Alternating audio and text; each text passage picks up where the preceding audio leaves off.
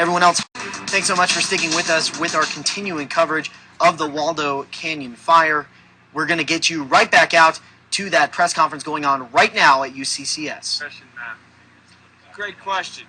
What he's asking about is the perimeter's been staying pretty stable for the last couple, 3 days. We hope to keep it that way. What's the inside looking like? This is called a progression map. And as soon as my guys step out of the way here.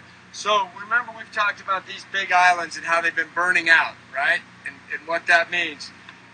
Progression map showing June 27th and 8th, and 29th is the last, what is that? Well, that's a day or two ago, but we're usually 1 day behind on this.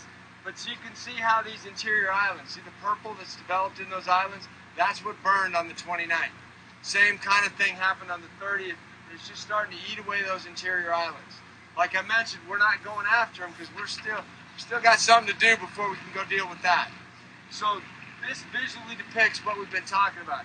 This area here, which is the only perimeter growth we had, is that firing operation we talked about on the 29th that I mentioned today is lined and holding, but we're still mopping that up, taking that heat out of it. So I'm hoping I'm answering your question, but the fire continues to move on the inside and people will continue to see smoke, but like this smoke here is 3 miles from the edge of the fire line.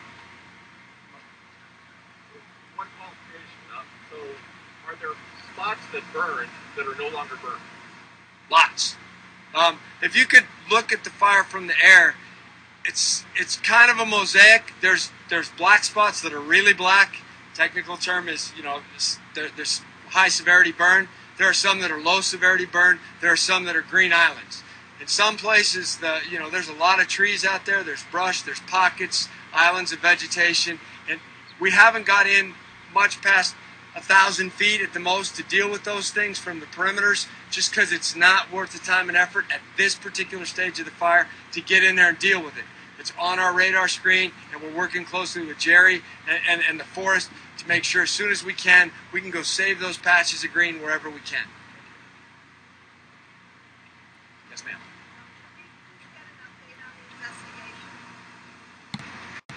The question was asking about an update on the investigation. Happy to be able to report that the investigative team that's responsible for that's been compiled, if you will, to include a specialist in the area of cause and origin for fires. They were able to get on the ground, behind the scenes, if you will, boots on the ground yesterday. Hopefully those efforts will continue today. We don't have any answers or updates from what they've been able to establish, if anything. We'll certainly provide that as soon as we can. But those efforts are underway, behind the scenes, boots on the ground, so that's a good update to report. Thank you. Good morning, Colorado Springs Police Chief Pete Carey. Was the question about an update on vandalism and reported crimes? I checked this morning before I came out here. Overnight, we had 2 additional burglaries reported.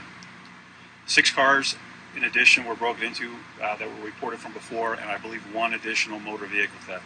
What I'm not sure is the time period over which those things occurred. They were reported overnight, so they may have been in the last week or so. So that's the total so far.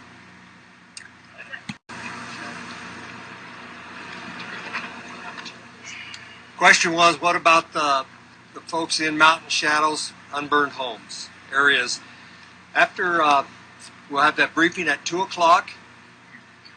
That area of focus is going to start to shrink a lot today. So I'll have better information for you then, and we'll share that with everybody. Infrastructure, like the actual damage caused by the fire. You're talking about from property to property? No, total, like the fire. Are you looking for a cost? Yeah. Like we're not even close to estimating that yet. Thank you. Will Highway 24 be open in both directions? The answer is yes. Some of the folks who live in those communities I mentioned, Cascade, Chipeta Park, Green Mountain Falls, when the evacuation order came, they chose to evacuate going westbound. So they ended up in the Woodland Park community, etc.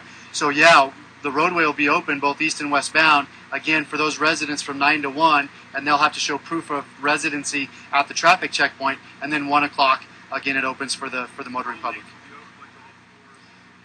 Yes, sir, but be aware, again, we're going to have, for westbound traffic, there'll be some areas where there is a right lane closure, and we want folks to be especially aware of that right westbound lane because of firefighter activity and apparatus in the area. Again, they've done a good job protecting us. We want to make sure we're mindful that they're in the area, slow down, and watch out for them.